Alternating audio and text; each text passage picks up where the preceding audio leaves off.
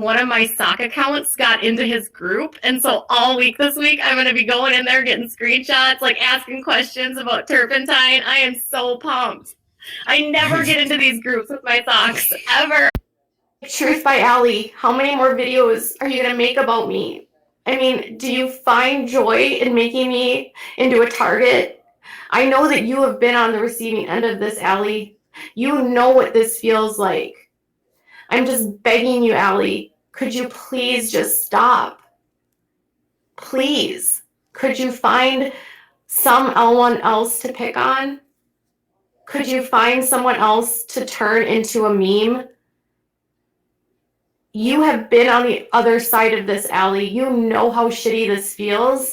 And I would hope that you see this and hear this, because every time I go into my channel, it's another video from you, and it's so vile. The titles are vile. The hate that people have from these videos, the ramping up that happens from these videos.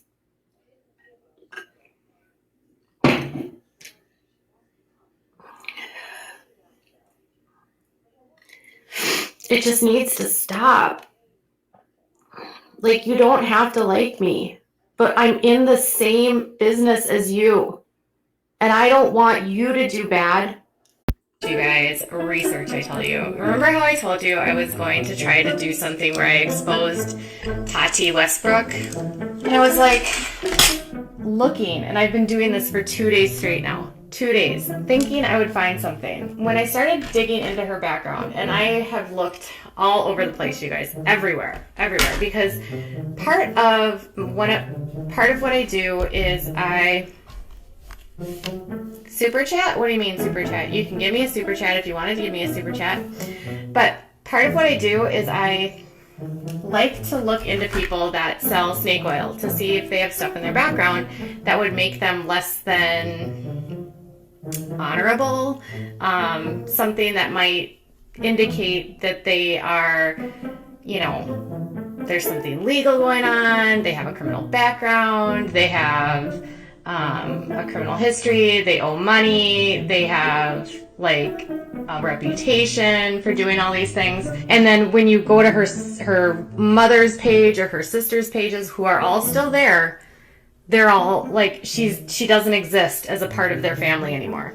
It's crazy. I started playing around even more and digging through more and more information, going through marriage records and through birth certificates. I couldn't even find her birth certificate, which is weird. There's like 0 records of her father, like 0 records. So then I start going on and I'm like getting into this conspiracy, thinking like her dad is dead, or like why doesn't her dad have a job, or her dad's in the mafia. So then I start digging through addresses and phone numbers and email addresses and doing all these searches and going through businesses and looking at all this different stuff to try to like connect some dots. So I feel like there's a story here with her dad, and I'm not sure what it is. We're gonna have to keep looking there. And then there's something with her mom too, and I'm just gonna have to keep digging. I'll keep digging and keep looking on the Tati's media to save face. Still have so much left to learn. So the only thing I'm using this for is that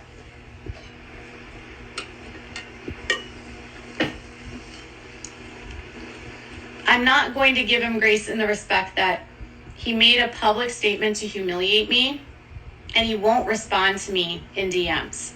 Which again, and as you guys saw, is not true. I did respond to her very quickly, and was very respectful in my responses. That's my full responses to her.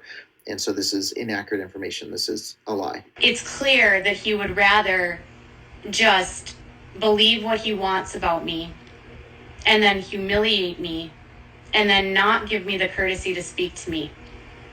And if you're going to treat a woman like that, all I can say to you, after I've graciously given you time on my platform to share what you do, I had no agenda. Wanted to jump on Instagram too and thank you guys, because it's been a really crazy couple months.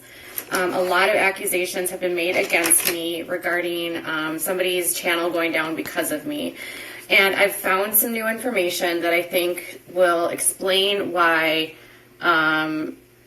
this fundraiser was started, because there was some court documents I found that showed that some people involved in this were behind on some serious debt. They had some serious debt they were behind on, and if they weren't current on that debt, they were going to lose their vehicle. And right at the end of November, after not making payments on the vehicle for months, they suddenly make a payment, like a really big payment, over $1,000 on this vehicle. And it was on December 5th that the company that owns the debt and the car said they want to repossess it because they were so far behind. So I have court documents that show that on December 5th, the car company put in a request to repossess the vehicle, and then a response by them that states that they made a humongous payment in the end of November, and they are asking that the vehicle not be repossessed because they were able to make a payment at the end of November. Now you figure out what happened in the end of November. Just do your little deductive reasoning. I'm not saying that that's what was happening, but it definitely looks like there could be some circumstantial evidence pointing to the fact that maybe the people that held the fundraiser were behind on debt, and realizing that they could pin something on me, had this fundraiser and said it was about the kids, but it was really about a truck that was about to be repossessed. And if they didn't make the payment, they were going to lose it. Now, the funny thing is that all of this is public record. All of it. It's in U.S. court. In fact, I purchased all the records in U.S. court. So,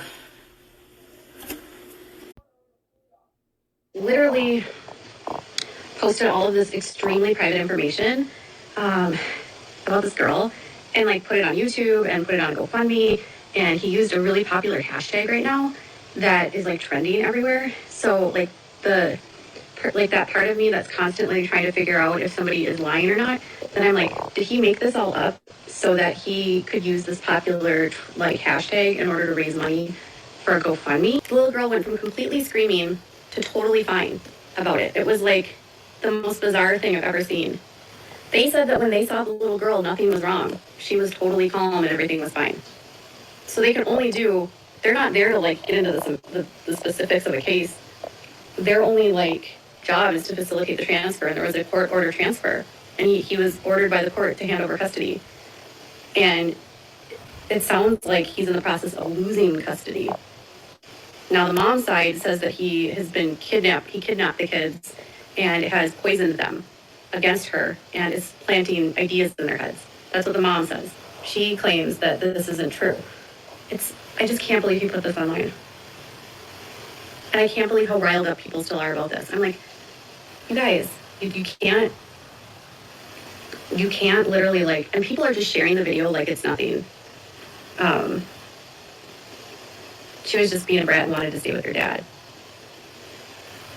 Part of me thought she was just being bratty. Like she would just go from crying to fine, from crying to fine. And it reminded me of when my son pitches a fit, where he'll just like pitch a fit to get his way, and then as soon as he's fine. And then when he doesn't get his way again, he starts pitching a fit again.